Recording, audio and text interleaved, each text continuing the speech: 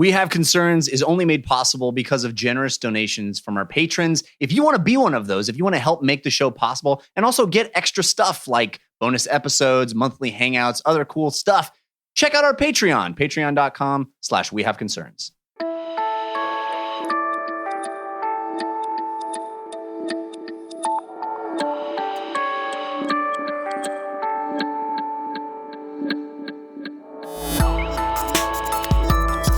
And I love my wife and I love my dog, and I'll see them in the fall. You know what I'm saying? Yeah, I hear you. This is We Have Concerns. Hi, Jeff Canada. Hi, Anthony Carboni. Hello, concerned citizens. I'll tell you about a story. This is actually a little older than stories we normally do, but I didn't hear about it, and I think it's fascinating, and I'd love to bring it up. Car accidents. Of course, we know they are dangerous and damaging, and you can get all kinds of messed up from it. But one thing I did not consider in the car accident was the sexual fetish part of it, like that movie. No, I definitely considered like not that. Oscar-winning Crash, but the other Crash. As an Edward Furlong junkie, yeah. I definitely have considered that. I mean, I'm as a Cronenberg head. Yes, I was thinking like car crashes. Is they a turn on? Yes. Turns out maybe according to movie. No. Myriad ways you can get injured in a car accident, but one that I never considered is hearing loss. Oh, yeah. Car crashes very loud. In fact, there's some studies that say they are about 160 decibels. So 150 decibels, for anybody who's wondering, is a jet taking off 25 meters away from you. Yeah. 140 decibels is an aircraft carrier deck, just like the sound of an aircraft carrier. Right. And then 130 is like a military jet takeoff from an aircraft carrier with the afterburner on. But something that kind of brings it down to an understandable level, a thunderclap or a chainsaw or an oxygen torch are around 120. And if you are in a rainstorm with a being chased oxygen torch by two masked killers. Yes. One with an oxygen torch and one with a chainsaw. And then like the one is like looking at the other is like, well, these are both fairly impractical in the rain. Yes. Neither one of these is going to work for very long. But we should have brought the machete. That was an amazing Texas Hear Loss massacre. Yeah. I'm just saying like when I was saying keep it simple, what I was thinking is like machete. Right. You know, and I know that chainsaw is cooler than machete, but like in the rain like this, like oxygen torch. Well, that's what I had lying around. I mean, you don't have a machete lying around. That seems obtuse. It seems to me like you just didn't want to do the machete because I asked to do the machete. But look. Oh man. The rain put it out again. We are never going to be able to kill these kids before they finish having sex. Yeah. So it's very loud. It can give you intense hearing loss, which is something I never really hear anybody mention when they talk about being in a car accident. Well, no, because you've lost that range of your hearing. That's right. As you get older. No, that's not something that you hear about a lot. I have been in a couple car accidents, unfortunately. Mm-hmm. And you can barely ever hear me, or at least it seems that way. Well, I'm just, that it seems that way. And I'm trying, and I want it to seem that way. Your ears like do ring afterwards. Yeah. Like you can't, it's like a very loud like pop and then it just feels kind of silent. It's like they do it in the movies. The way they do it in the movies feels very similarly where it's the loud crash and then they do like the Yeah. It kind of feels that way. That's very accurate. I have always had a paranoia about losing my hearing. My grandfather was almost completely deaf and it was a struggle to interact with him all growing up. Yeah. And my dad would constantly say, you know, he worked in a steel mill. His father worked in a steel mill and that's why I lost his hearing. And you got to protect your ears and protect your hearing and don't stand next to the speaker at a concert and all those things because you never get it back. And I was always paranoid about that kind of thing. Luckily, in this kind of situation, the masterminds over at Mercedes-Benz are trying to do something about it. This is a fascinating approach to the problem of potential hearing loss in a car accident. They just give you earmuffs. with every car. They are little luxurious Mercedes-Benz branded earmuffs. Ooh, it's so nice. They're made of the same leather as the interior if you go for that option. Yeah. And it's buttery. It's buttery is what I would say. Actually, I cannot hear the world around me as I drive the car. Yeah. And people would say that's sort of problematic, but I cannot hear them because of my beautiful, luxurious earmuffs. Mercedes-Benz, the most luxurious earmuffs you'll ever buy.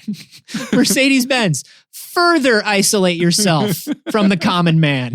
They have a deployment system that goes into effect when it detects a crash happening and it does certain things, deploys airbags, obviously seatbelt stuff. But now they have deletes all the porn from your hard drive, which is super helpful. That's very important. Thank you, Mercedes-Benz. Mercedes, for that.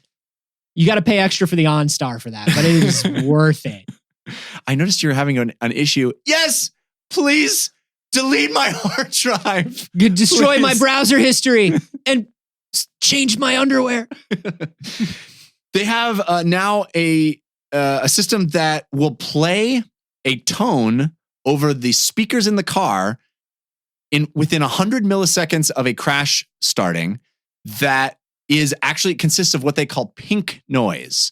You probably are familiar with white noise. Mm-hmm. White noise, everybody knows white noise is like static or just kind of pleasurable. In fact, my baby son, almost exclusively goes to sleep with white noise. I never did that growing up. And I kind of worry that we're going to make him dependent on it. It's like static or a waterfall or an NPR podcast. Just like anything that puts you to sleep at night. Yeah, this anything. One. So anyway, white noise is that, but pink noise is very similar to white noise.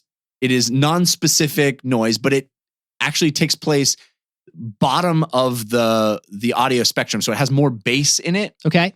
And the reason pink noise works so well in this situation, they've determined. A lot of high frequency noises in a car crash, so it counteracts it. Indeed. Exactly. Ha-ha! But not only that, it does something called the stapedius effect. I'm sure I'm mispronouncing that. Stapedius effect. There's a stapedius muscle in your ear, and that muscle contracts when it hears certain tones. And when it contracts, it closes the connection between the eardrum and the inner ear, and it actually insulates. It's a protecting. It's like a blast door for your ear. Exactly. The inner ear is protected from sounds, and so pink noise actually triggers that stapedius reflex in your ear and will actually protect your inner ear from hearing loss when such a loud noise.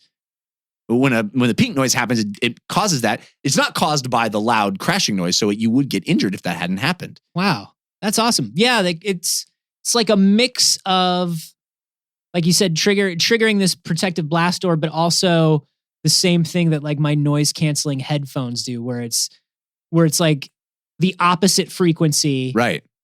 And it's phased, so they're a little out of sync with each other. Right. And your ear just winds up hearing nothing. It like destroys the sound. And the crazy thing about that is it doesn't really need to be done at a high volume to do that. So it's not like you're about to hear something loud and it's blasting a loud negative sound at you. It can be blasting, or it can be playing a sound at a relatively low level that isn't going to be harmful to you, and it still works. It still triggers the stapedius reflex in your ear, and it still counteracts a lot of the negative effect of that loud noise.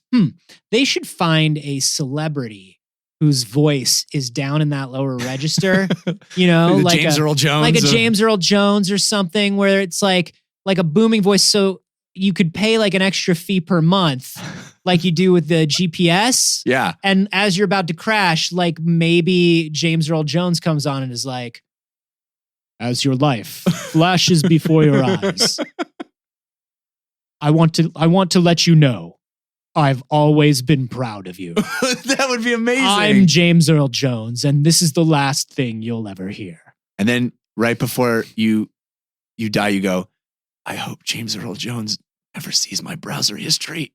And if you pay the extra, he won't. Right. But if you don't pay the extra, here's what's crazy. They send your browser history to James Earl Jones. They send your browser history to every father or grandfatherly figure you've ever seen in a film. Yeah. It's crazy. And some people would say like, it's less a service and more blackmail. But that's Mercedes-Benz for you. Yeah, and then they pretend they only speak German when you say that to them and they walk away. And that's like real fucked up. But they're doing it. And people who drive those cars, they have the money. You try to have a lawsuit or something about them. All of them are just sitting in a room with those earmuffs on. They got the earmuffs and they're blasting the James Earl Jones going, yeah. Don't worry, no one is suing you right now. No one is. I'm proud of you. I've always been proud of you for doing the right thing. I'm James Earl Jones. Yeah. So immediately, what pops into my head is this is great. All cars should have this. Right. Secondary, if we know a crash is going to happen 100 milliseconds before the crash, is there something better we can do to help? No, this is pretty much play something through the speakers. This is all we got. This is all we got. 100 milliseconds. Is there anything we can do? No. Can we make some sort of safety features deploy faster or before, or like, can they be crash predictive? Like, are airbags crash predictive now? I think it's all part of the same system that they call pre-safe. Is this kind of registered trademark of Mercedes-Benz? Pre-safe is it's everything that happens before you're safe. Yeah. Mercedes-Benz is like, yeah, we've invented this system that is everything that happens before you're safe. So all of the you're just like your shoes are untied.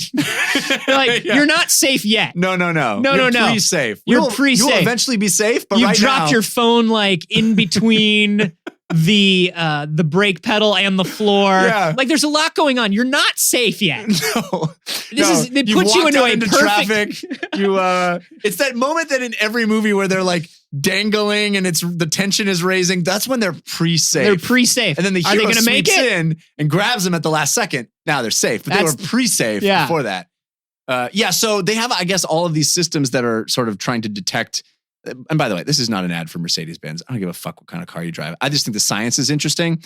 But we will be invoicing Mercedes-Benz. Definitely. Anytime we mention a company on this podcast, I want you all to know that we invoice them. That's how sponsorship works, right? That's how I think it works. Yeah, we mention something and then we send them the bill. And then if you buy something from a company that we've mentioned, please send us your receipt so we can send it along with the invoice.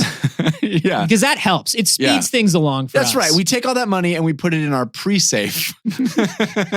which is a pile of money that's 3 feet like away from my safe on the floor.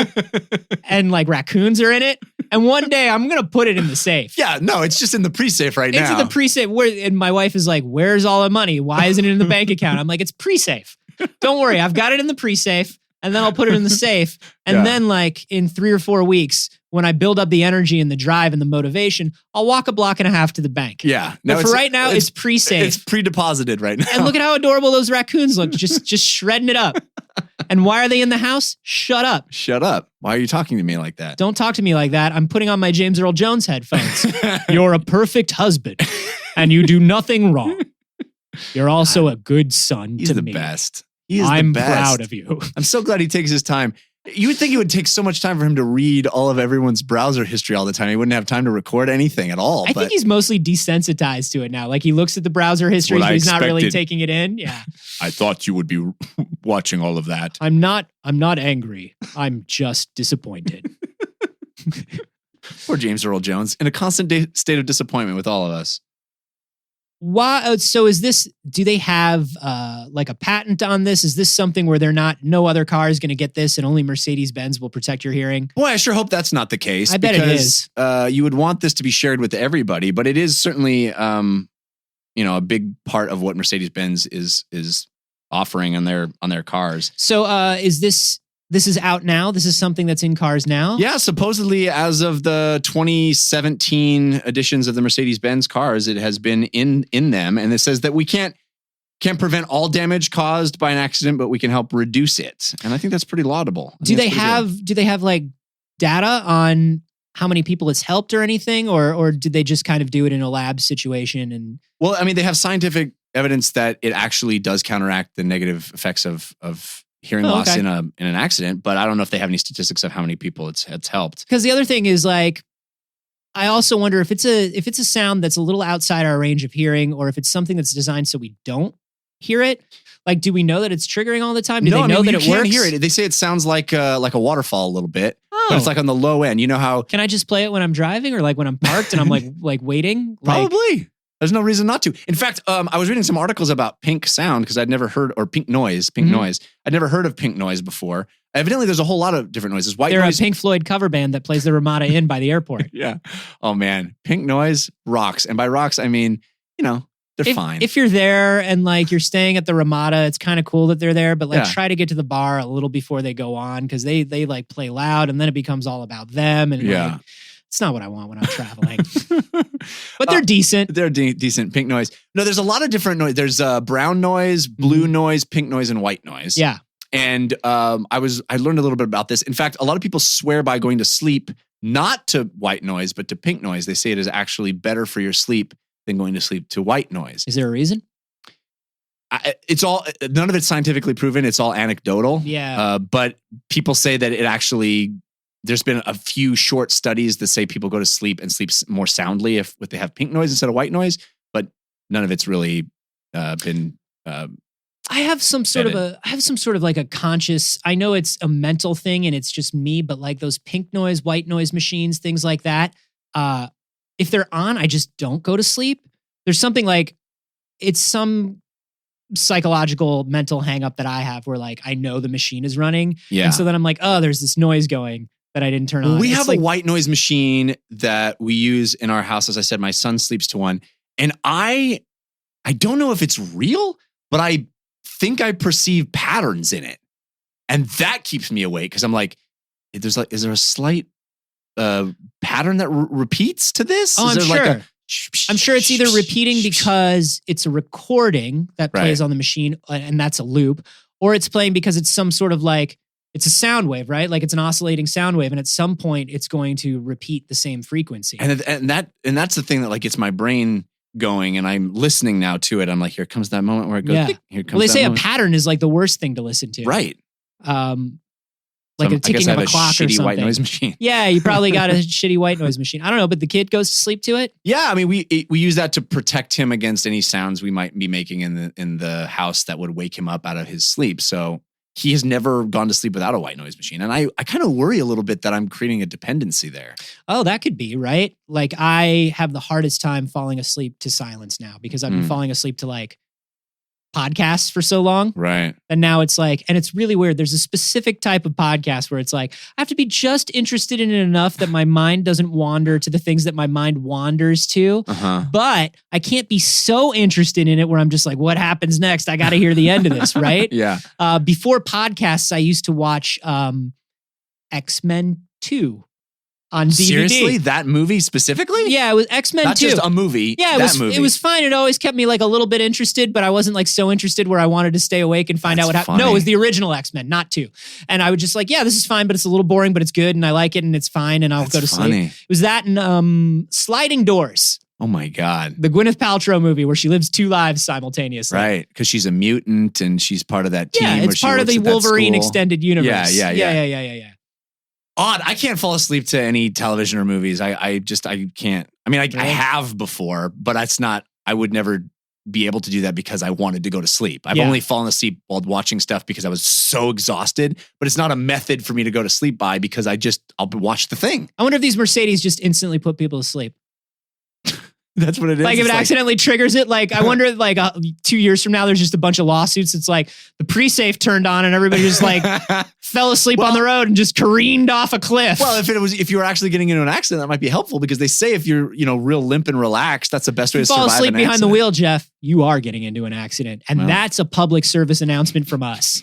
And James Earl Jones. You guys will be getting the check. We'll be invoicing you for that public service announcement because you are the public. And thanks so much. Thanks so much for the money. We appreciate that. Hey, does this sound good to you? Do you want this in all your cars? Do you fall asleep to any specific kind of noise? Yeah, that's a great question. We'd like to know that too. You can let us know on Twitter. I'm at @Carboni. I'm at Jeff Canada. And you can hashtag those earmuffs. And hey, if you'd like to discuss this in real time, but not make any noise, there are a couple ways to do it. Number 1 is the Discord. That's for patrons and patrons only. Don't you even look at it, you slimy non-patron. Yeah. Head to Patreon. We invoiced you very clearly for this episode. You stole fizzy lifting drinks. Good day. You head to patreon.com/wehaveconcerns, support the show for any amount per month, and you get access to the Discord. You can also head to our Facebook group. Facebook is a perfectly fine website that isn't doing anything wrong. Nope. They said so just in front of our government, and the government said, good work, Facebook. So you know you can go to it. Facebook, you can trust it. TM, copyright r.com/groups/wehaveconcerns. James Earl Jones sees everything you do on Facebook.